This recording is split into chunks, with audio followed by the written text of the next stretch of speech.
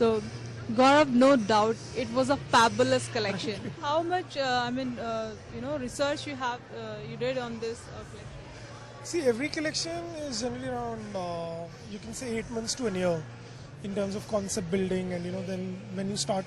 So the actual, you put together the line in 2 to 3 months, but then you keep thinking about. So I came across the idea in December last year.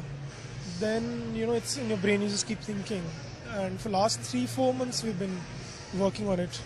So yeah, it's a process, it takes time. What are the points that you keep in your mind before designing your collection? Like what color should be there and what kind of design should be? I don't really look at, what color should be there, so I don't think like that. I work through, let's say I do the research, whatever information I get. So, for example, if there is, let's say, a lot of violet, then I would see how I can use the violet. I want to use it less, more, make it dull, make it bright. That's what I do. So, I think I like balancing it out and then putting it together with all the elements which I get. So that's the idea. I saw that you have used cotton in your collection and variation of cotton. So can you show something from your collection which is very trendy? So this is something we already sold a couple of pieces and somebody was wearing it today. So people like it. This is a cotton silk. It's a cotton silk.